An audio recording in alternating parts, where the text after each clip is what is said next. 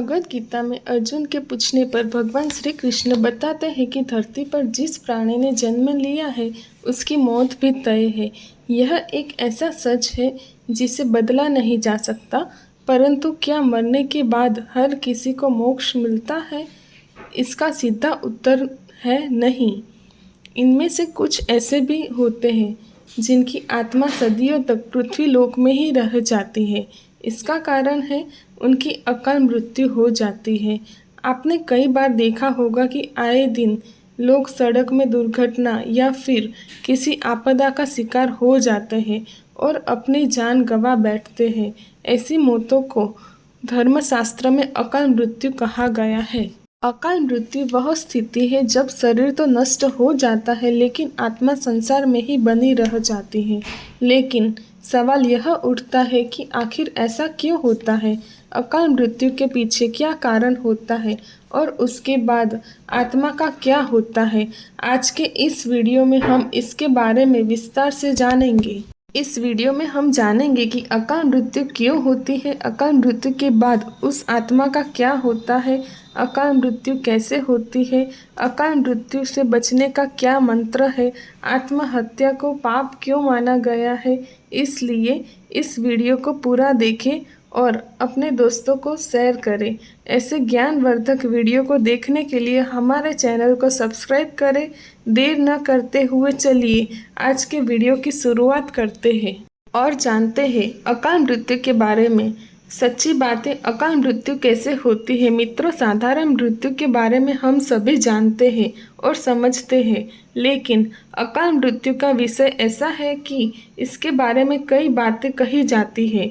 गरुड़ पुराण के अनुसार 7वें अध्याय में लिखा गया है कि अगर कोई प्राणी भूख से तड़प कर मर जाता है या किसी हिंसक जानवर द्वारा मृत्यु हो जाती है या जहरीला पदार्थ सेवन करने से या फिर पानी में डूबने से किसी मनुष्य की मौत हो जाती है, ऐसे मनुष्य को अकाल मृत्यु की श्रेणी में रखा जाता है।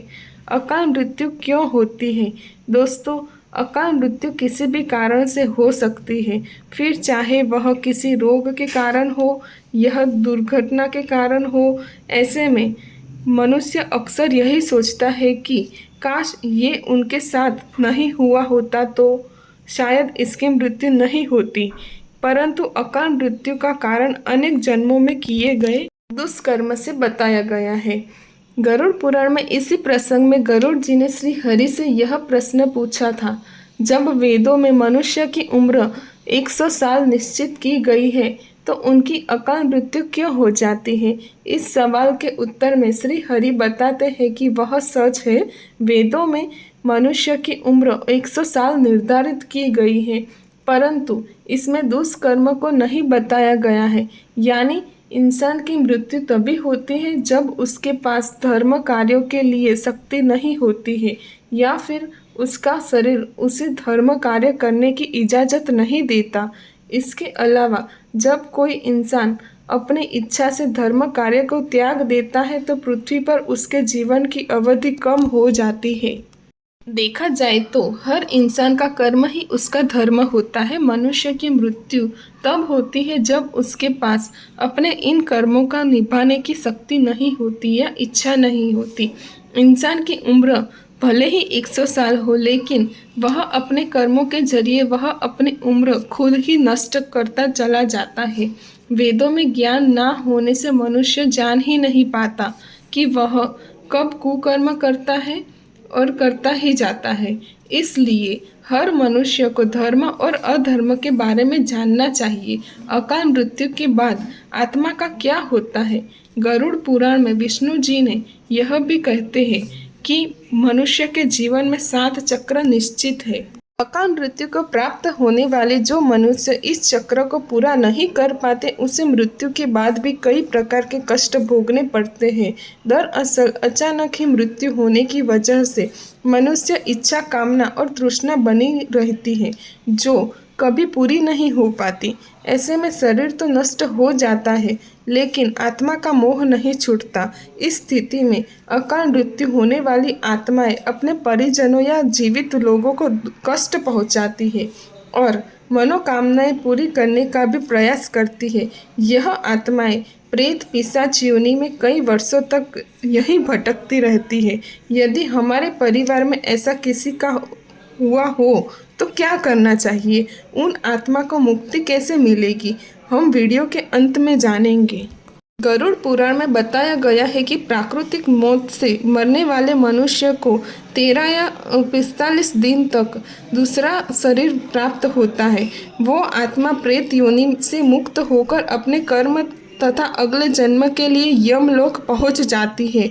जब अकाल मृत्यु में व्यक्ति भूत प्रेत पिशाच कुष्मांडा ब्रह्म राक्षस बेताल और छत्रपाल योनि में भटकता रहता है, उनकी आत्मा को आसानी से शांति नहीं मिलती।